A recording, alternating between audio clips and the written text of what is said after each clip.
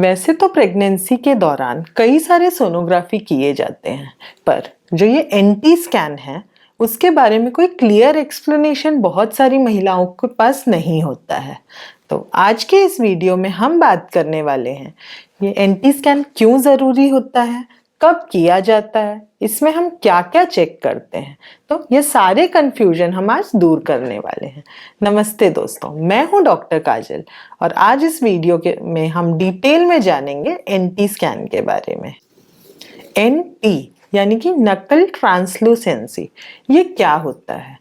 बच्चे की गर्दन के पीछे एक अमाउंट ऑफ लिक्विड होता है, यानी 11 से 14 हफ्ते के दौरान में बच्चे की गर्दन के पीछे जो लिक्विड तैयार होता है उसका मेजरमेंट किया जाता है इस सोनोग्राफी में, जिससे हम ये पता लगा सकते हैं कि आपके बेबी को कोई जेनेटिक यानी डीएनए की कोई बीमारियां तो नहीं है या उसको कोई रिस्क तो नहीं है उन बीमारियों से।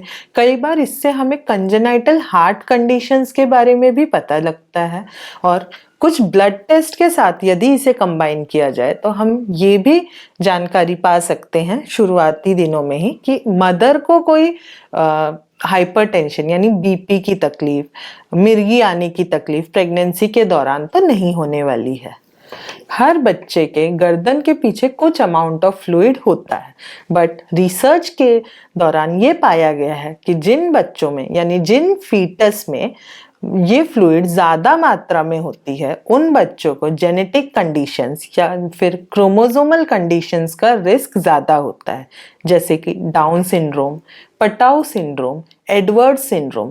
ये कुछ ऐसी बीमारियां हैं जिनमें आपका बच्चा जन्म लेने के बाद मेंटली चैलेंज हो सकता है, यानी वो बड़ा तो हो जाता है फिजिकली बट मेंटली उसका ब्रेन बच्चों जैसा ही रह जाता है या फिर एज के अनुसार उसका ब्रेन डेवलप नहीं होता है। तो ये सारी चीज़ें हम एनटी स्कैन के थ्रू पता कर सकते हैं।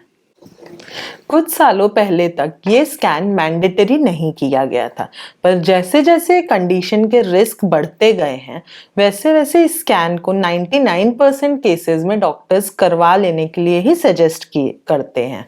तो ये स्कैन का ड्यूरेशन होता है 11 से लेके 14 वीक्स, यानी 11 हफ्ते से लेके 14 हफ्ते तक। अब ये ड्यूरेशन में ही ये स्कैन क्यों किया जाता है? क्योंकि 14 हफ्ते के बाद जो वो फ्लूइड होता है जिसके थ्रू हम चेक करते हैं वो बॉडी के अंदर फिर से रीएब्जॉर्ब हो जाता है। तो लेटर टाइम यानी 14 हफ्ते के बाद ये स्कैन या ये सोनोग्राफी में मेजरमेंट करना बहुत ही मुश्किल हो जाता है और करेक्ट मेजरमेंट हमें नहीं मिल पाता है। अब जानते हैं इसके नॉर्मल वैल्यूज क्या होते हैं। अगर आप 11 हफ्ते कंप्लीट होने पर इस टेस्ट को करवाते हैं तो इसकी वैल्यू होगी 2 mm। अगर आप 12 हफ्ते पे करवाते हैं तो 2.5 mm तक होता है। यदि 13 हफ्ते पे करवाते हैं तो इसका वैल्यू 2.8 mm तक होता है। यदि 3 mm से ज़्यादा इसका रेंज मिलता है सोनोग्राफी में तो डॉक्टर फर्दर फॉलोअप टेस्ट के लिए एडवाइस करते हैं। ये सिर्फ एक स्क्रीनिंग टेस्ट है, ना कि कोई डायग्नोस्टिक टेस्ट। यानी इसमें यदि वैल्यू ज़्यादा है तो ये कंफर्म नहीं करता है कि आपके बेबी को कोई जेनेटिक कंडीशन होगी, बट हाँ ये एडवाइस करता है कि आपको इसके साथ ब्लड टेस्ट करवाने चाहिए या जो फर्दर एनआईबीटी टेस्ट वगैरह जो फर्दर एडवांस्ड टेस्ट होते हैं इस कंडीशन को डिटेक्ट करने के लिए वो करवाने ज़रूरी होते हैं। इस स्कैन में न्यूक्लियर ट्रांसलूसेंसी स्पेस का फ्लूइड के साथ साथ आपके बेबी का ग्रोथ भी चेक किया जाता है। नेजल बोन जो ये वाली बोन होती है उसका मेजरमेंट भी देखा जाता है कि आपका हेड का स्ट्रक्चर प्रॉपर डेवलप हो रहा है या नहीं, यानी ओवरऑल बेबी का ग्रोथ असेसमेंट भी इस सोनोग्राफी में किया जाता है। अब अगर पेशेंट से ये स्कैन मिस हो जाए तो क्या करना है?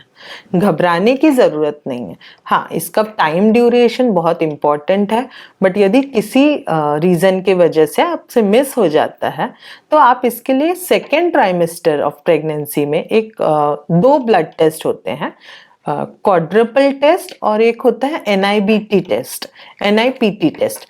तो ये 2 ब्लड टेस्ट के थ्रू भी आप जेनेटिक कंडीशंस के बारे में जान सकते हैं, but earlier the detection is easier for treatment.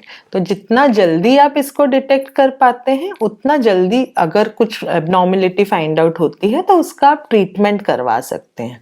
इसीलिए ये स्कैन मिस ना करें और अपना अपॉइंटमेंट ज़रूर शेड्यूल करवाएं डॉक्टर के साथ।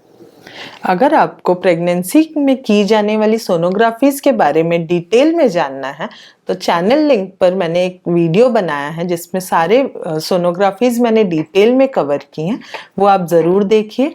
और अगर आपको वीडियो हेल्पफुल लगा हो तो प्लीज़ लाइक करिए और चैनल को सब्सक्राइब कीजिए।